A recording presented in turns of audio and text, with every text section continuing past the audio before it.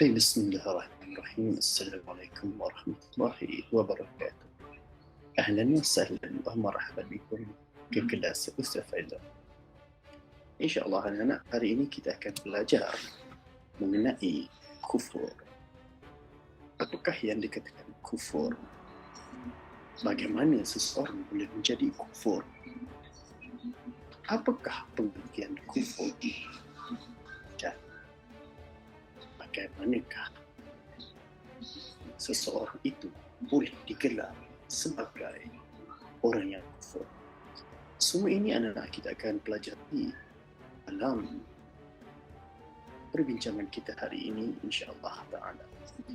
Baik, rakaman ini telah Ustaz buatkan untuk khas untuk anak-anak daripada kelas 4 Razi. Mudah-mudahan dapat membantu anak-anak dalam sesi PPR akan datang. Kelas ini kita akan bahagikan kepada dua bahagian, iaitu kufur bahagian pertama dan kufur bahagian kedua. Terlebih dahulu, marilah kita belajar membaca doa sebelum belajar. Bismillahirrahmanirrahim. Allahumma aftah alaina hikmataka wa anshur alaina min qada'in rahmatika ya arhamar rahim. Rabbi israh li sadri wa yassir li amri wahlul 'uqdatam min lisani yafqahu qawli. Wala hawla wala quwwata illa billahil 'aliyyil 'azim. Sallallahu alaihi wasallam Muhammad wa ala alihi wa sahbihi wasallam. Alhamdulillah. Baik. Pengertian kufur. Anak-anak boleh rujuk pada buku kita pada unit 3, tajuknya kufur. Hari ini kita akan belajar mengenai pengertian kufur. Apakah yang dikatakan sebagai kufur?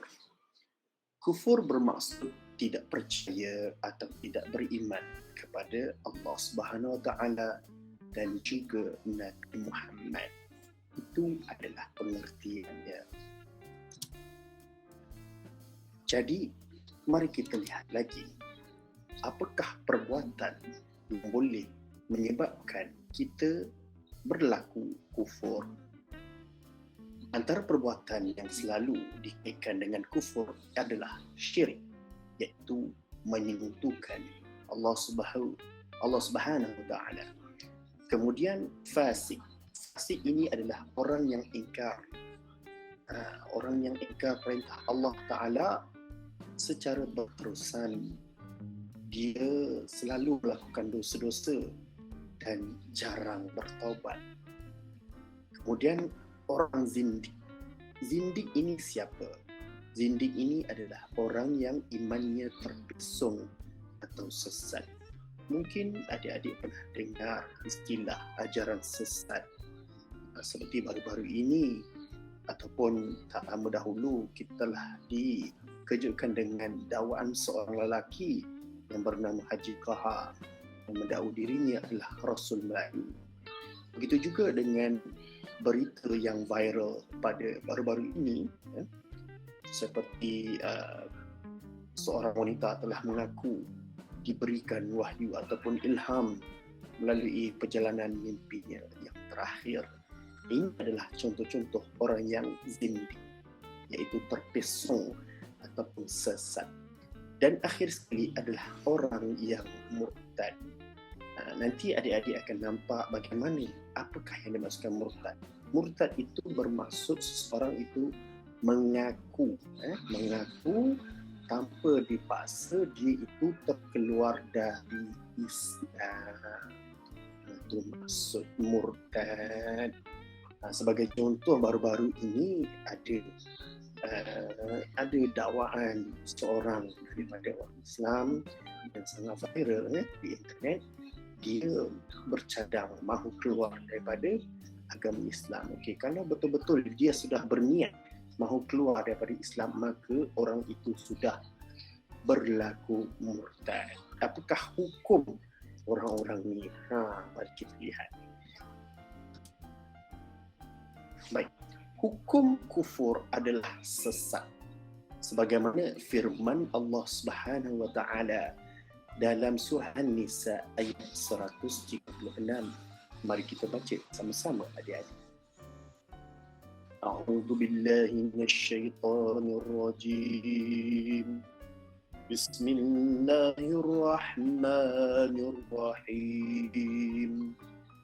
ومن يكفر بالله وملائكته وكتبه ورسله واليوم الآخر فقد ضل ضلالا بعيدا. Maksudnya, sesiapa kufur kepada Allah, para malaikat, para rasul dan juga hari akhirat, maka sesungguhnya dia sudah jauh tersesat.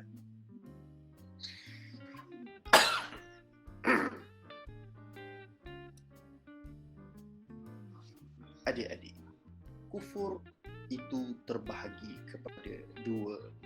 Yang pertama, kufur dengan i'tiqad, dan yang kedua, kufur dengan amalan. Bagaimana ataupun apakah yang dimaksudkan dengan kufur dengan i'tiqad? Iaitu menolak dan menafikan ajaran Islam yang dibawa oleh Nabi Muhammad sallallahu alaihi wasallam. Contohnya, ada orang yang tidak mengaku ataupun mempercayai kenabian Nabi Muhammad sallallahu alaihi wasallam. Untuk pengetahuan adik-adik, perkara ini sudah lama berlaku sejak daripada Nabi Muhammad diutuskan menjadi Rasul. Ramai orang tidak mempercayai kenabian Nabi Muhammad. Ini termasuklah golongan ahli kitab, iaitu orang Yahudi ataupun bangsa Israel. Ini juga telah dilakukan oleh kebanyakan bangsa Arab Quraisy, yang mana mereka tetap berlaku kufur dan melawan perintah Allah Subhanahu wa taala. Bagaimana pula dengan zaman kini? Ya, banyak mereka yang telah mengakui bahawa Nabi Muhammad kalau bukan juga Nabi. Ini dapat dibuktikan dengan adanya golongan-golongan seperti golongan anti hadis dan sebagainya. Mereka ini adakah digolongkan sebagai kufur? Ada yang mengatakan kufur, ada yang mengatakan tidak. Namun begitu juga dengan golongan Syiah. Bagaimana golongan Syiah ni? Kalau Syiahnya terlampau sehingga menolak kenabian Nabi itu sendiri, maka golongan ini bolehlah digolongkan sebagai golongan yang kufur. Bagaimana tadi golongan anti hadis? Kita lihat, adakah mereka menolak kenabian? Kalau mereka tidak menolak, kita tidak boleh katakan mereka ini sebagai kufur. Namun bagaimanakah tindakan mereka ini menolak hadis? Sedangkan hadis itu adalah kata-kata ataupun perbuatan ataupun pengakuan yang dilakukan oleh Nabi Muhammad sallallahu alaihi wasallam. Wallahu a'lam adik. Sebenarnya banyak lagi perbicaraan ataupun perbahasan yang boleh kita lakukan terhadap orang-orang seperti ini. Di Malaysia terutamanya banyak akta ataupun enigma yang telah diadakan untuk mengelakkan daripada orang-orang seperti ini terus sesat. Kerajaan telah menggunakan banyak daripada segi kuasa undang-undang mereka untuk menyekat ajaran sesat dan golongan-golongan seperti ini yang suka memesongkan masyarakat. Baik, golongan kufur yang kedua, bagaimanakah mereka menjadi kufur? Mereka kufur amalan. Apa yang mereka buat? Mereka menggunakan nikmat kurniaan Allah dengan cara yang salah dan berdosa. Contohnya, menggunakan duit untuk berjudi dan sebagainya. Padahal Allah Subhanahu Wa Taala telah melarang kita daripada berjudi, membunuh, minum arak, berzina dan sebagainya. Ini semua adalah dosa-dosa besar. Kalau seseorang ini telah melakukan dosa-dosa besar, apa yang mereka harus lakukan? Yang pertamanya, mereka haruslah taubat dengan sungguh-sungguh taubat, ataupun kita namakan dengan taubat nasuha. Kemudian itu urusan dia dengan Allah Subhanahu Wa Taala. Adakah taubatnya akan diterima ataupun tidak? Adik-adik, apakah faktor yang boleh mendorong kekufuran kepada seseorang itu? Yang pertama, mereka ini tidak mendapat didikan agama yang sempurna. Sebab itu adik-adik, kita mestilah belajar dan dengan taat dan patuh pada suruhan ibu bapa dan juga guru-guru di sekolah. Sebab itu kita dituntut untuk menuntut ilmu, belajar dan hadir ke sekolah. Kalau di masa kini adik-adik hendaklah hadir dalam sesi PDPR. Tidak kisah sama ada pelajaran bahasa Inggeris, bahasa Melayu, matematik, sains ataupun yang paling penting adalah pendidikan agama Islam. Jadinya itu semua dituntut oleh agama Islam terhadap setiap orang Islam. Pak kata Nabi, utlubul ilma faridatan ala kulli muslimin.